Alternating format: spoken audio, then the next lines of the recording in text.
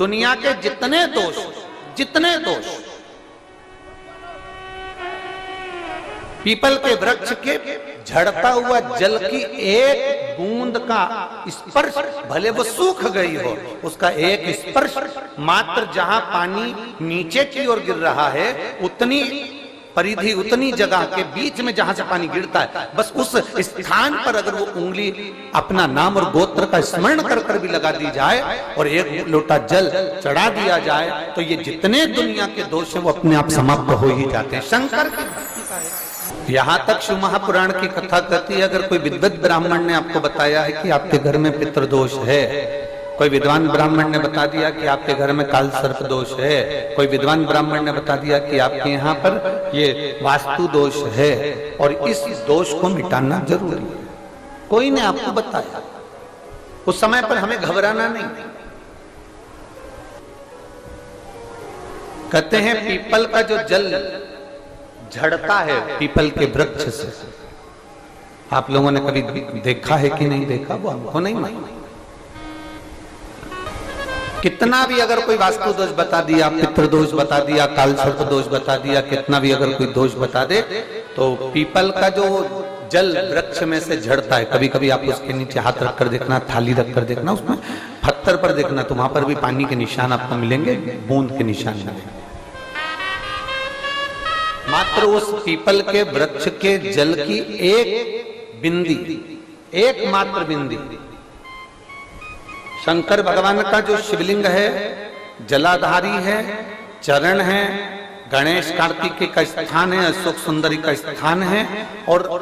प्रत्येक जलाधारी में से पानी बीच में से आकर नीचे की ओर गिरता है, नीचे की ओर गिरता है। आप लोगों के स्मरण में हमने पहले भी बताया कि राइट में किसका स्थान है, गणेश जी का, लेफ्ट में कार्तिकेय, बीच में अशोक सुंदरी, ये क्या है, पार्वती जी का हस्त कमल, शिवलिंग। जहां जल नीचे गिरता है उस स्थान से जहां तक जल बहकर जा रहा है, उस स्थान तक 33 कोटि देवताओं का स्थान। अब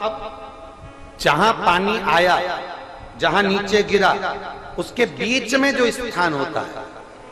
आप लोगों ने देखा है कि नहीं देखा? जिनने देखा है जरा हाथ उठाओ। ये पानी जैसे यहां तक आया और यहां के बाद नीचे गिरेगा, तब वो नाली के माध्यम से बाहर जाएगा। तो जितनी दूर यहां से वो नीचे की ओर जो गिर रहा है, यहां से वो नीचे की ओर जो पानी जा रहा है, ये जो स्थान होता है, ये हमारे 3 दोषों को निवारण तुरंत कर देता है। एक हमारा पितृदोष, एक हमारा काल सर्प दोष और एक हमारा वास्तु दोष का निवारण ये तुरंत करता है। और ये तो हमने केवल आपको शिव महापुराण के माध्यम से बताया कि ये 3 दोष का निवारण कर देता है, पर यदि कभी आप ध्यान से लिंग पुराण को पढ़ेंगे, आप यदि लिंग पुराण को पढ़ेंगे और गीता प्रेस गोरखपुर की लिंग पुराण को लाकर यदि आप पढ़ते हैं, या गीता प्रेस गोरखपुर की शिव अंक को भी आप अगर पढ़ेंगे, उसका नंबर हमारे स्मरण में नहीं आ रहा है, शिव अंकों को भी अगर आप पढ़ेंगे तो उसमें भी आपको वर्णन मिलेगा कि हम तो केवल 3 दोष का बता रहे हैं, पर हमारे शास्त्र तो यहाँ पर और भी दोषों का वर्णन कर रहे हैं। जैसे किसी ने बता दिया आपको शनि का दोष है, किसी ने बता दिया मंगल का दोष है, किसी ने बता दिया आपको केतु का दोष है, किसी ने बता दिया आपको राहु का दोष है, किसी ने आपको कह दिया कि बृहस्पति का दोष है, किसी ने कह दिया आपको ये वाला दोष है। दुनिया के जितने दोष पीपल के वृक्ष के झड़ता हुआ जल की एक बूंद का स्पर्श, भले वो सूख गई हो, उसका एक स्पर्श मात्र जहां पानी नीचे की ओर गिर रहा है, उतनी परिधि, उतनी जगह के बीच में जहां से पानी गिरता है, बस उस स्थान पर अगर वो उंगली अपना नाम और गोत्र का स्मरण कर कर भी लगा दी जाए और एक लोटा जल चढ़ा दिया जाए, तो ये जितने दुनिया के दोष हैं वो अपने आप समाप्त हो ही जाते हैं। शंकर की भक्ति का है